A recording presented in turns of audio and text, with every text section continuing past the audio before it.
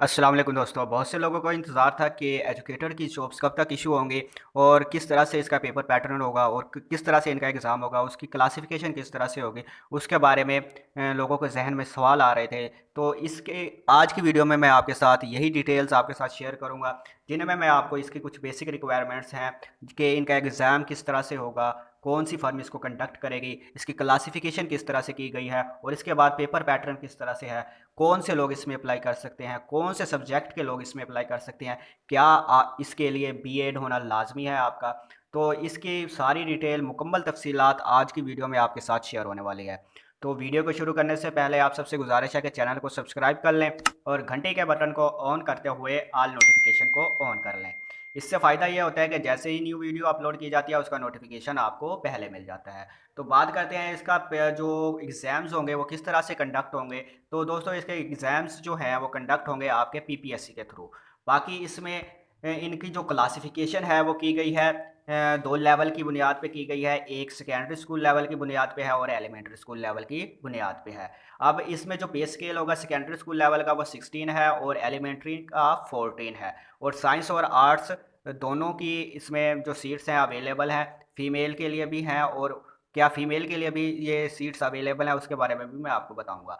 बाकी इसमें बात करते हैं इसकी अगली चीज़ के बारे में कि कौन से लोग अप्लाई कर सकते हैं ईएससी साइंस के लिए।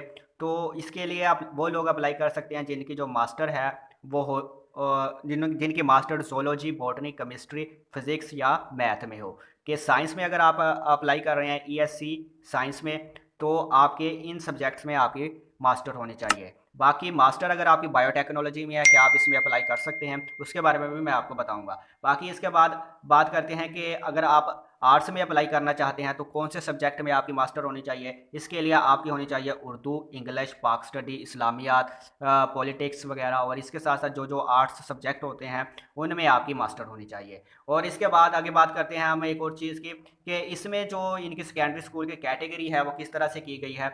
तो इसमें इनकी कैटेगरीज जो एस सी एस की जो है कैटेगरीज हैं वो दो तरह से की गई हैं। एक एस सी जिसमें पे स्केल जो आपको होगा वो 14वां होगा और दूसरा एस एस सी, ठीक है, एस एस सी जिसमें आपका पे स्केल जो होगा वो 16वां होगा। सेकेंडरी स्कूल लेवल्स की जो एस एस सी की जो थी वो कैटेगरी इस तरह से की गई हैं। बाकी इसके लिए आपका जो मास्टर या B S honour in relevant subject आप जिसमें अप्लाई कर रहे हैं उसमें आपका मास्टर या बीएस ऑनर होना चाहिए। उसके बाद अरेबिक के लिए अगर आप अप्लाई करना चाहते हैं तो इसके लिए आपका जो मास्टर है अरेबिक में होना चाहिए, बीएस होना चाहिए अरेबिक में, या आपका बीए इन शहादतुल अलमिया में होना चाहिए। तो आप अरेबिक के लिए अप्लाई कर सकते हैं। बाकी बायोटेक्नोलॉजी का क्वेश्चन था कि उसमें कौन से लोग अप्लाई कर सकते हैं। अगर आप ईएससी साइंस के लिए अप्लाई कर रहे हैं तो उसके लिए अगर आपने बायोटेक्नोलॉजी में की है या किसी और सब्जेक्ट में की है तो आप सिर्फ उसी बुनियाद पे कर सकते हैं कि अगर आपने हायर एजुकेशन डिपार्टमेंट की जानब से आपने इक्विवेलेंस लिया हो अपनी डिग्री का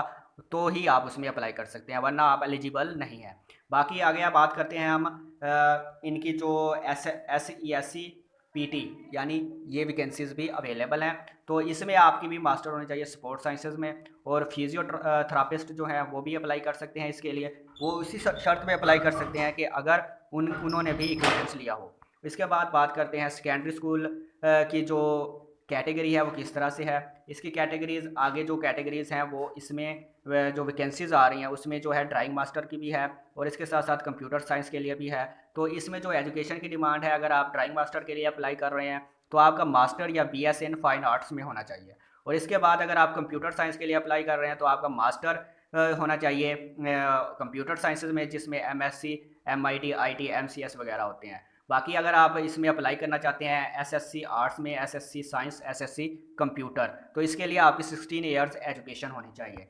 और इसके बाद अगर हम बात करें कि सीट्स कब तक अनाउंस की जाएंगी, तो दोस्तों इसकी सीट्स जो है तकरीबन एडवर्टाइजमेंट इसका शो होगा वो 15 सितंबर को शो होगा, जहाँ तक मेरी रिसर्च है उसके मुताबिक। बाकी इसमें जो सीट्स अवेलेबल होंगी फ़ीमेल और मेल की कोटा वाइज होंगी और इसमें उस कोटे के हिसाब से आपने अप्लाई करना है। बाकी आगे बात करते हैं इसकी जो पेपर पैटर्न है वो किस तरह से होगा। पेपर पैटर्न इस तरह से होगा कि आपका जो पेपर होगा वो 90% जो होगा वो सब्जेक्ट रिलेटेड होगा और 10% करंट अफेयर और जनरल नॉलेज के मुताबिक होगा। अगर आप आर्ट्स में अप्लाई कर रहे हैं यानी ईएससी आर्ट्स में अप्लाई कर रहे हैं तो आपका पेपर पैटर्न किस तरह से होगा, वो इस तरह से होगा कि आपका जो 90% होगा वो सब्जेक्ट रिलेटेड होगा। सब्जेक्ट रिलेटेड में कौन सी चीज़ें आ जाती हैं, जिसमें इस्लामियात के आपके 10 मार्क्स होंगे, सोशल स्टडी के 10 मार्क्स होंगे, और उर्दू के 13 मार्क्स होंगे, और इंग्लिश के भी 30 मार्क्स होंगे एलिमेंट्री लेवल के लिए, और 10 मार्क्स होंगे आपके कंप्यूटर, जिसमें आपका जनरल नॉलेज होना चाहिए एमएस ऑफिस में और इंटरनेट के इस्तेमाल में। और इस तरह से इनके ये कुल मिला के 19 मार्क्स बनते हैं, और करंट अफेयर्स के 10 मार्क्स मिला के 100 मार्क्स बनते हैं।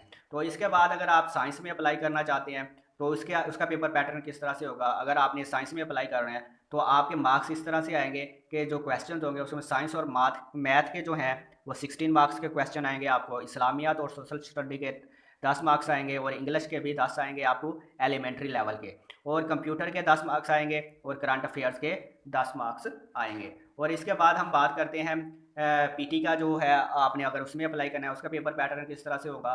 उसमें 10 मार्क्स इस्लामियात के होंगे, और 20 मार्क्स जो होंगे आपके फिजिकल हेल्थ साइंसेज, और 20 मार्क्स जो होंगे आपके जो एलिमेंट्री लेवल के होंगे फिजिकल हेल्थ साइंसेज में, ठीक है, जो उससे रिलेटेड क्वेश्चंस होते हैं वो आपसे पूछे जाएंगे, और करंट अफेयर्स वगैरह बाकी इंग्लिश मैथ और जो आपको मैंने पीछे बताया है उसी हिसाब से होंगे।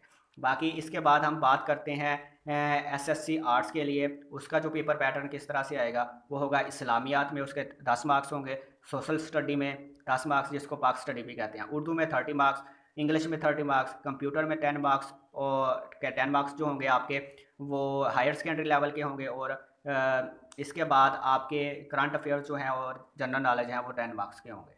इसके बाद हम बात करते हैं एसएससी साइंस की, तो इसके जो भी मार्क्स के जो स्कीम है वो आपके सामने है, तो आप वीडियो को पॉज करके देख सकते हैं।